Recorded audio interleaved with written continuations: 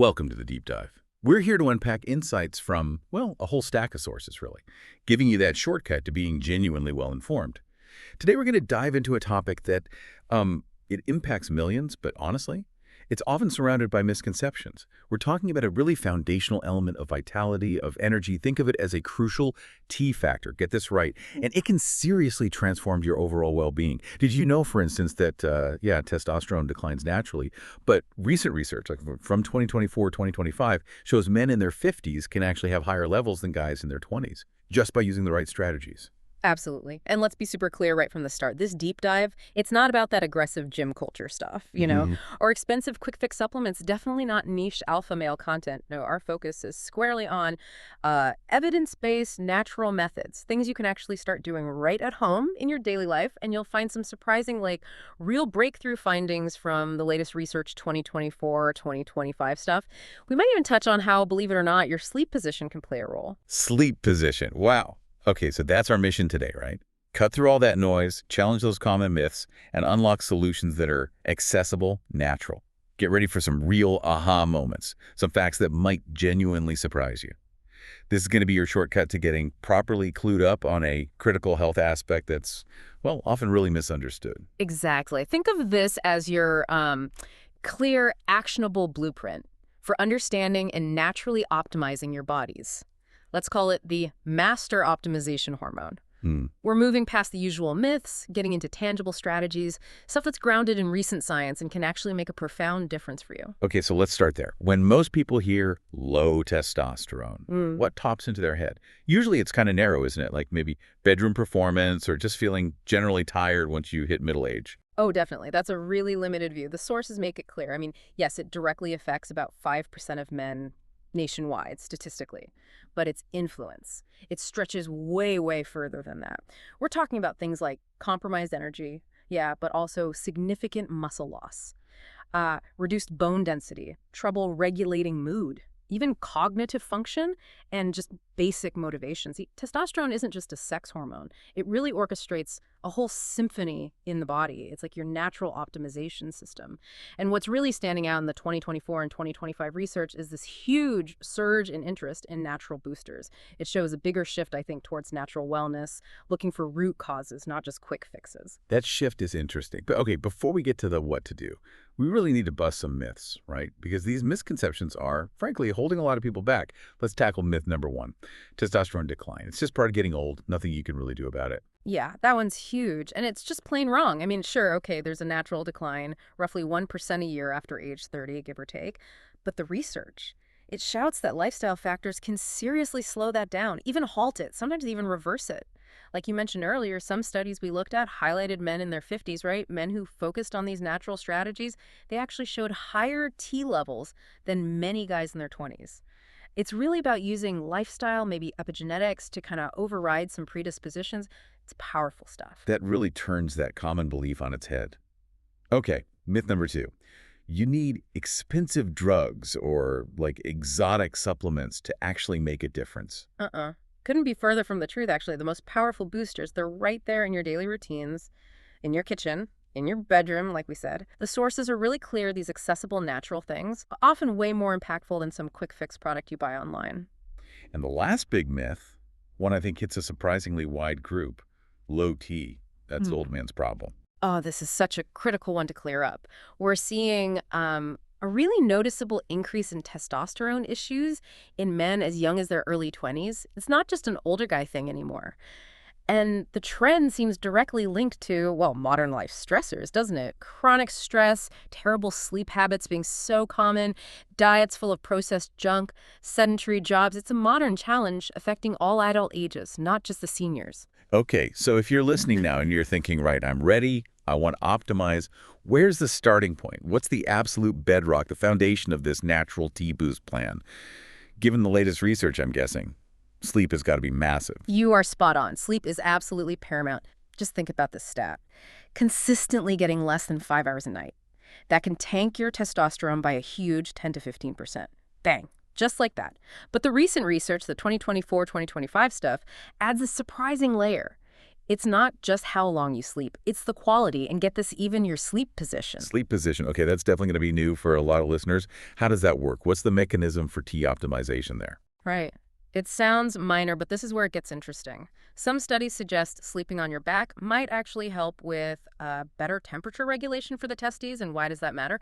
Well, the Leydig cells, the ones that make most of your testosterone, they need an optimal temperature to work efficiently. So, for practical sleep hygiene for T optimization, aim for 7 to 9 hours consistently. Quality, uninterrupted sleep. Make your room pitch black. Blackout curtains are great. Keep it cool, like 65 to 68 Fahrenheit. That seems to be the sweet spot. And crucially, ditch the screens for at least an hour before bed. Let that melatonin do its thing. Okay, that's super clear. Actionable steps for sleep. Right. What's pillar number 2 in this optimization blueprint? Targeted movement. And let's be clear here. We're not talking about endless hours of cardio, jogging forever, or just doing bicep curls in the mirror. The science is really, really solid on this. Strategic weightlifting. It's a seriously effective way to naturally boost testosterone. It basically triggers the release of growth hormone and IGF-1, and those work together with testosterone, creating this anabolic environment in your body. So things like squats, deadlifts, bench press, overhead press, the big compound lifts that hit multiple muscle groups. Exactly. Those are the heavy hitters for T stimulation. And here's the optimization secret that came through in the sources. Short, intense sessions. They consistently beat long, moderate workouts for hormone response. Aim for, say, 45 minutes max per session, 3, maybe 4 times a week. Focus on those big compound movements. Your body reads that intensity as a signal to grow and repair, and that includes making hormones. Got it. Intense, compound, not necessarily long. Now, strategic nutrition. I know there are definite testosterone killers we need to steer clear of. Oh, absolutely. Top of the list. Excess sugar. It's not just empty calories. It causes these rapid insulin spikes. And those spikes can mess with the signals, the GnRH pulses that tell your testes to make testosterone. It basically dampens the signal. Second, processed foods. They often contain things called xenoestrogens, basically chemical compounds that act like estrogen in your body. They can block receptors or just generally mess with your hormone balance. And third, excessive alcohol. We're talking more than, say, 2 or 3 drinks multiple times a week. That can directly hurt the Leydig cells, the T factories, and also impair your liver's ability to clear out excess estrogen. Okay, killers identified. So what should we add to our diets? What's on this testosterone superfood list you mentioned? Right, the good stuff. This is where smart choices really pay off. The list includes some obvious ones, the raw materials, right? Grass-fed beef, eggs, fantastic sources of high-quality cholesterol. And cholesterol is the basic building block for all steroid hormones, including testosterone. You need it. But then you've got the more surprising ones. Dark chocolate-like, real cacao, high in flavonoids like luteolin. That can improve blood flow and might even act as a natural aromatase inhibitor, which is good. Pomegranates are interesting too. Rich in something called punicolagens. Some studies suggest they support T levels and fight oxidative stress, and then often overlooked, certainly functional mushrooms, particularly cordyceps. Mushrooms. Okay, that is surprising. How do they fit in? Yeah. Cordyceps seem to support adrenal health and also help cells produce energy, ATP. That whole process indirectly supports steroidogenesis, the complex pathway your body uses to make hormones like testosterone. It's a cool intersection of ancient wisdom and modern science. Okay, pillars established. Sleep, movement, nutrition. But the sources also pointed to some, let's say, advanced strategies, things that go deeper that most people probably aren't thinking about. Definitely. And some of these are surprisingly simple to actually try. First one, cold exposure. Cold therapy. I hear a lot about it for different things. What's the direct link to testosterone here? So cold exposure, whether it's a quick cold shower or a more controlled ice bath, it triggers what's called a hormetic stress response. It's like a beneficial short-term stress. This jolt activates your sympathetic nervous system in a way that seems to positively influence the hormone signals, GnRH and LH, telling the testes to ramp up production. Plus, you get other benefits like better resilience, mood boost, improved metabolism. It's pretty powerful. Simple way to start, just end your regular shower with 30 seconds of cold water, then maybe work up to 2 or 3 minutes over time. Okay, accessible enough. What's another advanced strategy that the sources highlighted? Intermittent fasting. Now, this isn't about starving yourself or extreme calorie cutting. It's more about when you eat. For example, the 16.8 method, where you eat all your food within an 8-hour window and fast for 16 hours, has shown promise for boosting human growth hormone significantly. And growth hormone works synergistically with testosterone, supporting lean muscle, improving insulin sensitivity, lowering inflammation, all good things for T levels. You flagged chronic stress earlier as a major T killer. So what are the effective advanced strategies for managing it specifically in this context? Yeah, chronic stress is a big one because it leads to chronically high cortisol. And cortisol, it's basically testosterone's nemesis, physiologically speaking. They have this inverse relationship. High cortisol basically tells your body to steal the building blocks, like pregnenolone, that should be going towards making testosterone, and use them to make more cortisol instead. It's called the pregnenolone steal. So effective ways to counter that. Daily meditation, even just 10 minutes. Conscious, deep breathing, like box breathing. Making time to get out in nature. Strong social connections are huge. And even genuine laughter. Seriously, the sources mention some fascinating research on how laughter can have an acute positive effect on hormone level. So maybe this deep dive itself is giving our listeners a little boost right now. It's a nice side effect. What about vitamin D? I keep hearing it called a hormone itself. It pretty much acts like one, yeah. Vitamin D receptors, they're everywhere in the body, including the Leydig cells and the testes, the T production sites. And the reality is, most men are deficient. Optimizing vitamin D is critical for hormone health. Ideally, you get 15 to 30 minutes of direct sun on your skin daily. Safely, of course. If that's not realistic where you live, then a high-quality D3 supplement is a good idea. Always take it with some fat for better absorption. But crucially, get your levels tested first. Don't just guess. Aim for that optimal range, around 50 to 80 ng/ml. Okay, wow. We've covered a lot of ground, from the core pillars to these advanced strategies. So for you listening right now, how do you actually put this into practice? What's the roadmap? Right, the how-to, that's key. Let's map out a clear step-by-step 30-day kind of transformation roadmap. Week 1. It's all about setting the foundation. Prioritize that sleep optimization we talked about, 7 to 9 hours, consistently, and make a real effort to cut out the main T killers. Processed foods, excess sugar, just focus on those basics first. No need to go crazy yet. Makes sense. Build the base. Then week 2. Week 2, you layer in the targeted movement. Commit to 3, maybe 4, 45-minute strength sessions. And remember, if you're new to lifting, bodyweight exercises, push-ups, squats, lunges, planks, they are super effective compound movements. They absolutely count. The goal is progressive overload over time, not lifting massive weights on day 1. Okay, and by week 3, hopefully some of this is starting to feel a bit more routine. Exactly. So week 3 is when you can start strategically adding in some of those advanced strategies we discussed.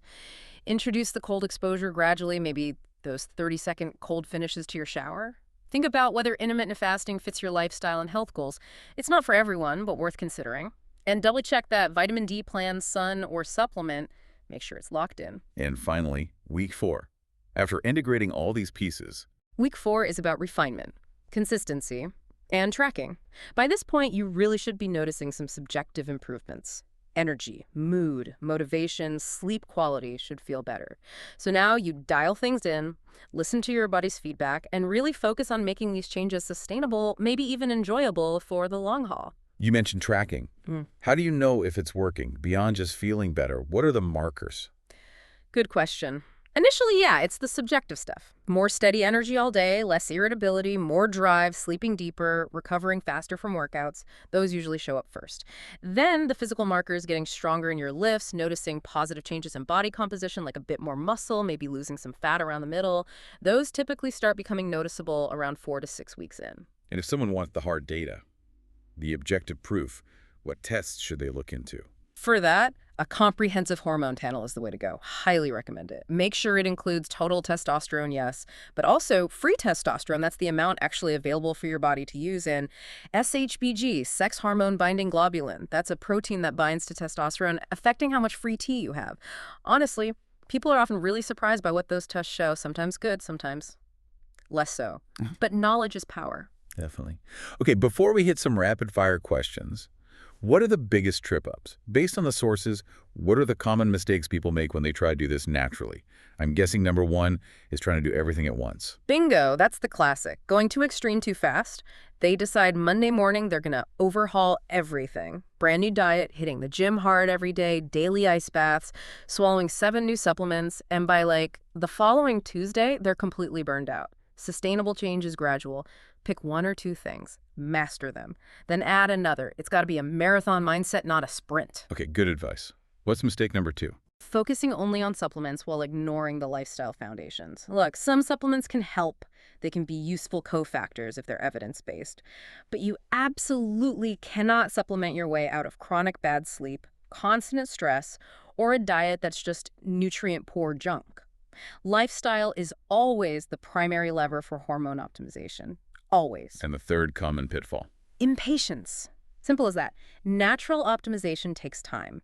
Your body needs time to respond, to rebalance. Yeah, you might feel better energy or mood in a couple of weeks, maybe 3, but those significant shifts in strength, body composition, and especially in the actual measurable hormone levels on a blood test, that can take 3 to 6 months of consistent effort to really stabilize and show the full effect.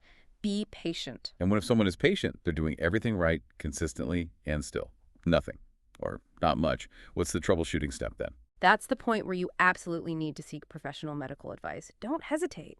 If your T levels are persistently low despite really optimizing your lifestyle, it could signal an underlying issue. Maybe sleep apnea you don't know about, or thyroid problems, insulin resistance, maybe even undiagnosed diabetes, or just really deep-seated chronic stress patterns that need more specific help. Sometimes the best approach is combining these natural strategies with targeted medical support, and there is zero shame in that. The goal is your health, your optimization, long-term. Great clarification. All right, let's wrap up with some rapid-fire insights. Quick answers to common questions. First up, those testosterone-boosting foods, do they actually work, or is it mostly hype? They definitely work, but they aren't magic bullets. Foods like eggs, grass-fed beef, oysters, leafy greens, they provide the essential building blocks, right? Micronutrients, healthy fats, amino acids, the raw materials your body needs to convert cholesterol into testosterone through complex enzyme processes. But, like we said, you can't out-eat a terrible lifestyle overall. What about all those tea booster supplements you see everywhere online? Any truth to them? Some, yes. Most, probably not.